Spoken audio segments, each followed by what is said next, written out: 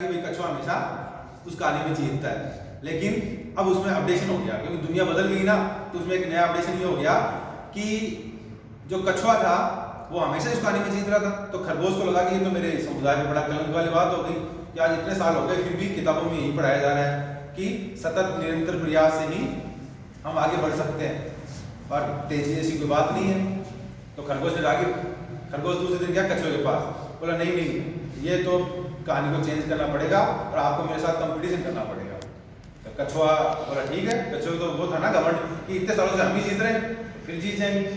अगले दिन रेस शुरू हुई, जैसे सीटी बजी कछुआ धीरे धीरे चल रहा था, खरगोश तो छलांग लगाई और सीधा उसने क्रॉस लाइन क्रॉस कर दी, जीत गया। अब कछुए को दिक्कत हो गई और खरगोश ने वहां कहा कि अब किताबों में ये नहीं पढ़ाया जाएगा कि सतत निरंतर प्रयास से सफलता मिलती है, अब ये लिखा जाए कि तेजी से ही सफलता मिलती है, जिसमें तेजी होगी वही जीतेगा। अब दूसरे दिन अब खरगोश तो बड़ा खुश रहा और कछुए को फिर दिक्कत हो गई, बोले मेरे 400 साल का जो 500 साल का रिकॉर्ड था वो तोड़ दिया, कुछ ना कुछ करना पड़ेगा।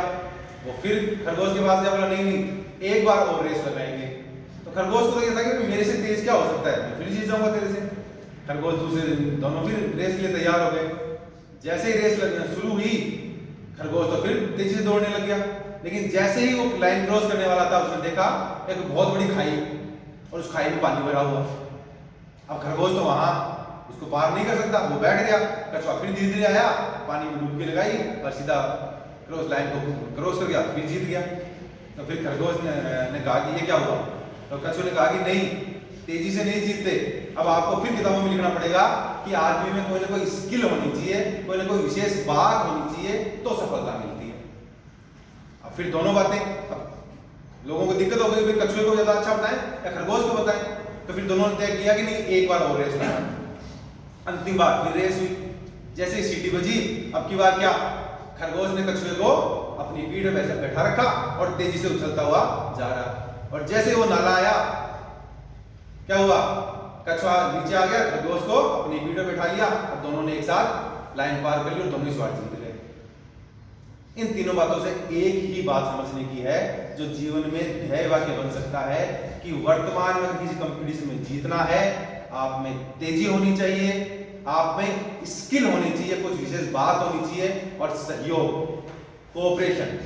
जब तक एक साथ नहीं रहेंगे, जब तक एक साथ डिस्कशन नहीं करेंगे, जब तक हमें कुछ विशेष बात नहीं होगी और जब तक हमारे अंदर तेजी नहीं होगी, इस दुनिया से हम कंपटीशन नहीं कर पाएंगे।